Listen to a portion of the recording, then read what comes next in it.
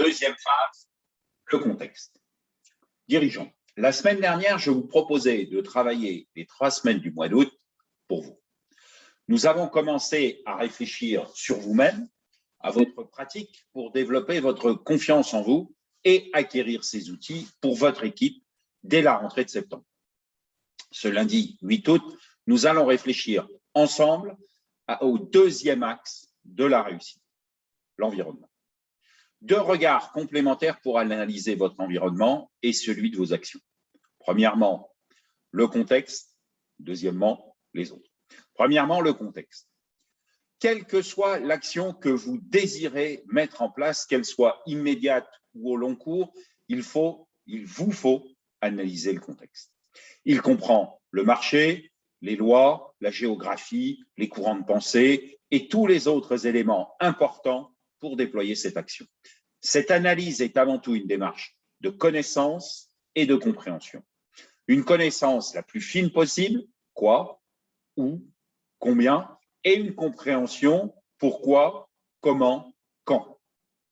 Une fois cette démarche entreprise, la seule possibilité que vous avez est de vous adapter. On ne change pas le contexte, on s'y adapte.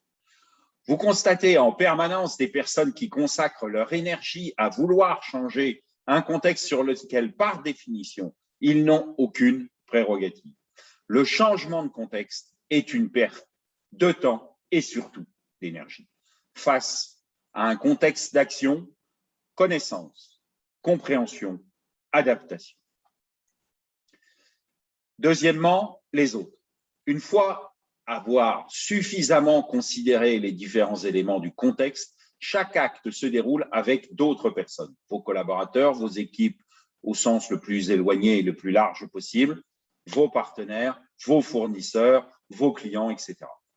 Vous devez considérer que chaque personne qui est utile au projet doit faire l'objet de votre part d'une étude la mieux fournie possible. Chacun d'entre nous aborde chaque acte au travers 3 approches: son opinion, ses compétences et ses comportements. En effet, chacun a une opinion sur les actions qu'il doit mener dans les jours, dans les semaines, dans les mois à venir. Nous connaissons relativement facilement l'opinion des personnes qui nous entourent. Toutefois, c'est en fait la conclusion des 2 autres approches personnelles. L'opinion est un peu la partie visible de l'iceberg de l'autre face à l'événement que nous allons vivre ensemble. Très souvent, nous nous arrêtons à cette simple approche. Il est ou elle est pour, il est ou elle est contre. Le comment a-t-il construit son opinion est pourtant le plus intéressant chez l'autre. 2 personnes peuvent avoir des opinions identiques avec des compétences et des comportements différents. L'inverse est aussi vrai. Ce qui fait la durée, l'engagement, la force de l'autre, comme de soi d'ailleurs, dans le projet, ce sont essentiellement les compétences et le comportement. Les compétences, ce sont les acquis de chacun par formation ou par expérience. Ces compétences, nous les analysons souvent lors de la lecture du CV, dès notre première approche avec l'autre, et nous pourrions les perdre assez vite après une collaboration fructueuse. N'oublions pas que les compétences permettent à chacun d'être autour de cette table du projet. Chacun apporte ses compétences qui peuvent être identiques à celles de l'autre, mais surtout complémentaires. Dans votre analyse de chacun, pour mener à bien votre mission, c'est d'abord savoir qui a les justes compétences pour quel moment précis du projet. Certains sont plus sur la prévision, d'autres plus sur l'exploration ou encore dans le déploiement. Les compétences sont les outils de contribution de chacun à l'action. Troisième volet, les comportements. Le comportement d'une personne et sa façon, sa pratique de réflexion.